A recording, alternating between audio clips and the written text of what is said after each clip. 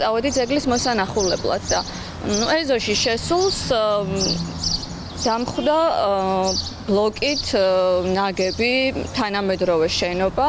ქარელის სოფელ ზღუდერში არსებული მე-7 საუკუნის მართლმადიდებლური ეკლესიის ზღუდერის ბაზილიკის ნანგრევებზე ახლა ეკლესიის მშენებლობა მიმდინარეობს. ჩუბინაშვილის სახელობის ქართული ხელოვნების ისტორიისა და ძეგლთა დაცვის კვლევითი ცენტრის წევრი გვეუბნება, რომ კულტურული მემკვიდრეობის ძეგლის სანახავად ჩასულ ძეგლის ნაცვლად სხვა ბეტონის შენობა დახვდა, რომლის მოპირკეთებას სავარაუდოდ ძველი ნანგრევებიდან მორჩენილი ქვებით აპირებენ. პირველი ფენა იყო მე-6 მე-7 საუკუნისა. მე-11 საუკუნეში ის გადააკეთეს უკვე სამეკლესიიან ბაზილიკად და ძეგლი ასევე შეიცავდა მე-13 მე-14 საუკუნეების სამშენებლო ფენას. ძეგლი ჯერ კიდევ საჭიროებდა შესწავლას, საჭირო იყო არქეოლოგიური გათხრების ჩატარება, ჯერ კიდევ უნდა დადგენილიყო პირვანდელი ნაგებობის გეგმარება.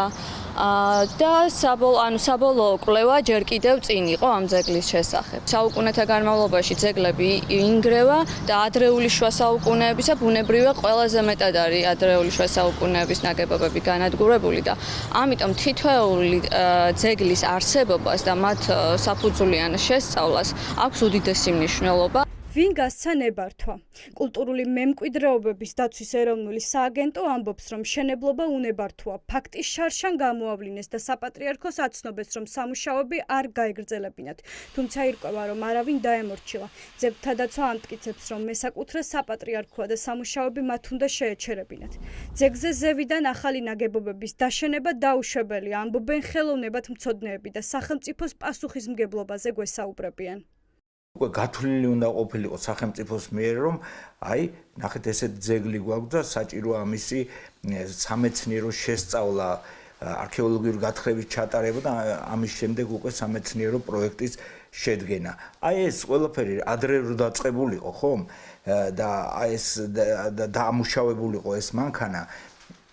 შესაძლებელი ესეთ სავალალო ბედიც არ ქონოდა ამ ეკლესიას. ინგრევა, ნადგურდება არაერთი მნიშვნელოვანი ძეგლი, იკარგება ჩვენი ქვეყნის ისტორია და ახლაც კულტურული მემკვიდრეობის სააგენტოში როგორც დადის ხმები, რაღაც კიდევ ხელახალი რეორგანიზაცია არის სავარაუდოდ დაგეგმილი. ეს ყველაფერი მიუთითებს იმაზე, რომ არასტაბილური გარემოა თავად სამინისტროში, მის ორგანიზაციებში და ეს რა თქმა უნდა ძალიან ცუდად აისახება თავად სფეროზე და უპირველეს ყოვლისა კულტურული მემკვიდრეობის ძეგლებზე.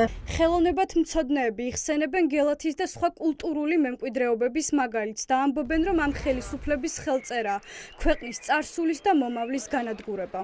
ზოგადად ქართული ოცნების ხელწერა არის კულტურული მემკვიდრეობის განადგურება და ჩვენ გვახსოვს გელათში მათ რაც გააკეთეს წლების განმავლობაში ჩამოდიოდა წყალი და ისტორიული ფრესკები ისე განადგურდა რომ მათი აღდგენა აღარ შეიძლება. ჩვენ გვახსოვს რა გააკეთა ქართულმა ოცნებამ ხელისუფლებაში მოსვლიდან მალევე საყდრისში, ხომ? სამწუხაროდ ეს არის ხელისუფლება, რომელიც ანადგურებს არა მარტო მომავალს ამ ქვეყნის, არამედ წარსულს და ეს ფაქტი არის კიდევ ერთი ამის დასტური. კულტურის სამინისტრო, კულტურული მემკვიდრეობის დაცვის ეროვნული სააგენტო, სამწუხაროდ საპატრიარქო ის უწყებები, რომლებიც პირველივე წუთიდან უნდა ზრუნავდნენ კულტურული და ეკლესიური მნიშვნელობის ძეგლებზე, ეს უწყებები სამწუხაროდ ვერ უმკლავდებიან ან არ უმკლავდებიან ხშირ შემთხვევაში იმ პასუხისმგებლობას, რომელიც მათ აღებული აქვს საკუთარ თავზე. სამწუხაროდ მე არ მგონია, რომ ეს იქნება უკანასკნელი შემთხვევა. ამისი მაგალითები არსებობს. ჩვენ გვაქვს გელათი, ჩვენ გვაქვს სვეტიცხოველი, ჩვენ გვაქვს ჯვრის მონასტერი, ჩვენ გვაქვს ზღუდერი, უამრავი ძეგლი არსებობს, სადაც არაკომპეტენტური მიდგომა და გულგრილი დამოკიდებულება საბოლოო შედეგს გვაძლევს იმას, რომ ჩვენ გვინადგურდება კულტურული მემკვიდრეობის ძეგლები. ვისი ინტერესია კულტურული მემკვიდრეობებისათვის იერსახის დამახინჯება და რას ემსახურება მისი ბეტონის ნაგებობებით ჩანაცვლება. ამ კითხვებზე პასუხების მისაღებად კი საპატრიარქოს და კულტურის სამინისტროს მივმართეთ. კულტურული მემკვიდრეობების დაცვის ეროვნული სააგენტოს შემდეგ საპატრიარქოს განცხადებები აღარ გაუკეთებია. ახლა მათ უნდა უპასუხონ კითხვას მოწოდების მიუხედავად, რატომ არ შეჩერდა სამუშაოები. ახლა საინტერესოა, ჩართავს თუ არა ხელისუფლება საქმეში ექსპერტებს და რა ბედიელის საქართველოში არსებულ უძველეს კულტურულ მემკვიდრეობებს.